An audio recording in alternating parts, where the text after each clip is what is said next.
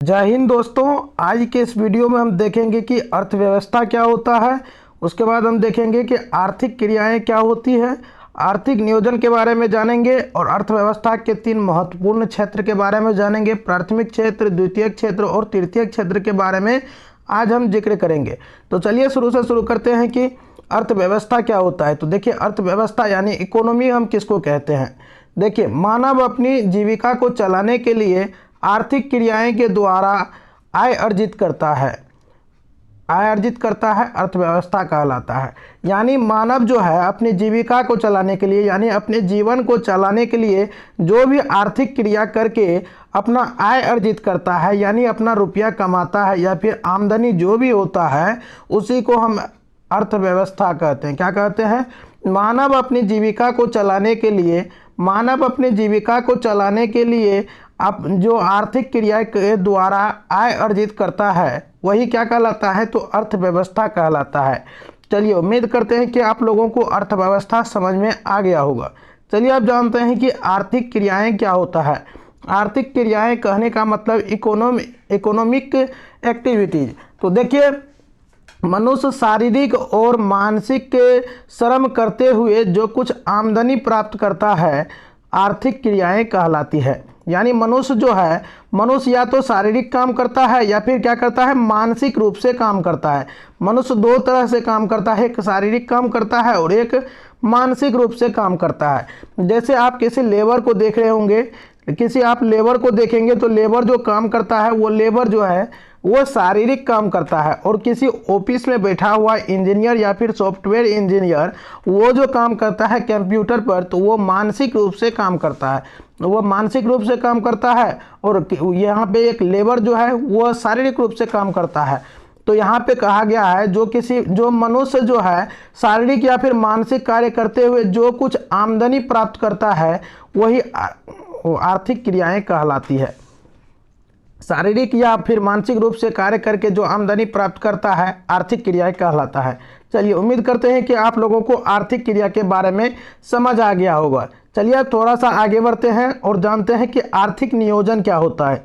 चलिए, आर्थिक नियोजन के बारे में जानेंगे। इकोनॉमिक प्लानिंग, आर्थिक नियोजन, इकोनॉमिक प्लानिंग। देखिए, जब एक राष्ट्र अपने यहाँ उपलब्ध संसाधनों का प्राथमिकताओं के अनुसार अपना आर्थिक विकास करता है तो आर्थिक नियोजन कहलाता है। यानी कहने का मतलब, कोई भी राष्ट्र जो है अपने यहाँ पे उपलब्ध संसाधन को देखते हुए, उसको प्राथमिकता देते हुए तब जो अपना आर्थिक विकास करता है उसी को हम क्या कहते हैं? आर्थिक नियोजन कहते हैं। तो उम्मीद करते हैं कि आप लोगों को आर्थिक नियोजन पूरी तरह से समझ में आ गया होगा। चलिए, आप जानते हैं कि अर्थव्यवस्था के ये जो 3 प्रमुख क्षेत्र है उसके बारे में हम जिक्र करते हैं। देखिए, पहला क्षेत्र हमारा क्या है? तो प्राथमिक क्षेत्र, इसको हम प्राइमरी सेक्टर भी कहते हैं। देखिए, इसका दूसरा नाम कृषि क्षेत्र भी है। प्राथमिक क्षेत्र, प्राइमरी सेक्टर का दूसरा नाम क्या है? तो इसका दूसरा नाम कृषि क्षेत्र है। इसके अंतर्गत कृषि, जंगल, मछली पालन, पशुपालन आदि को रखा गया है। तो इसको हम क्या कहेंगे? प्राथमिक क्षेत्र जो है सो वो कृषि क्षेत्र है। प्राइमरी सेक्टर को हम कृषि सेक्टर भी कहते हैं। और इसमें क्या क्या आता है? इसके अंतर्गत आ जाता है हमारा कृषि आ जाता है, फिर जंगल आ जाता है, मछली पालन, पशुपालन इत्यादि चीज़ें जो है वो प्राथमिक क्षेत्र के अंतर्गत आता है। चलिए, आप जानते हैं कि द्वितीयक सेक्टर किसको कहते हैं, यानी सेकेंडरी सेक्टर, यानी द्वितीय क्षेत्र किसको कहेंगे। तो देखिए, इसका दूसरा नाम जो है सो वो औद्योगिक क्षेत्र है। क्या है दूसरा नाम? सेकेंडरी सेक्टर का नाम जो है सो औद्योगिक क्षेत्र है। द्वितीय क्षेत्र का दूसरा नाम क्या हो जाएगा? औद्योगिक क्षेत्र। इसके अंतर्गत क्या क्या आता है? विभिन्न प्रकार के चीज़ें आता है, जो है उद्योग है, गैस है, बिजली है तथा निर्माण को शामिल किया गया है। यानी जो भी निर्माण करता है उसको भी इसमें शामिल कर लिया गया है द्वितीय क्षेत्र के अंतर्गत। तो द्वितीय क्षेत्र का दूसरा नाम क्या हो गया? औद्योगिक क्षेत्र हो गया। इसके अंतर्गत आ जाता है उद्योग, आ जाता है गैस, बिजली तथा अनेक निर्माण करने वाले चीज़ को रखा गया है। वो किसके अंतर्गत आ जाता है? तो वो द्वितीय क्षेत्र के अंतर्गत आ जाता है। चलिए, आप जानते हैं तृतीय क्षेत्र, यानी ट्रेजरी सेक्टर किसको कहते हैं? ट्रेजरी सेक्टर किसको? चलिए देखते हैं। इसका दूसरा नाम क्या है? सेवा क्षेत्र नाम है। तृतीय क्षेत्र का दूसरा नाम क्या हो जाएगा?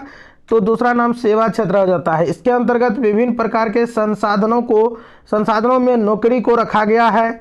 और क्या है, और परिवहन, संचार एवं व्यापार भी इसी क्षेत्र के अंतर्गत आते हैं। तो देखिए तृतीय क्षेत्र का दूसरा नाम क्या हो गया, सेवा क्षेत्र हो गया।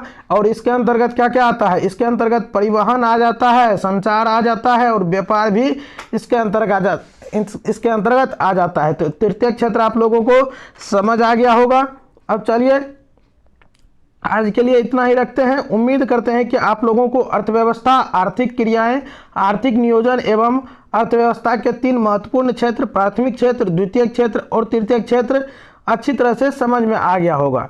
तो आप लोग कमेंट सेक्शन में बताइएगा कि ये वीडियो आप लोगों को कैसा लगा। अगर वीडियो अच्छा लगा होगा तो लाइक कीजिएगा, चैनल पर नए हैं तो सब्सक्राइब कर लीजिएगा और बेल आइकन पर जरूर प्रेस कर दीजिएगा।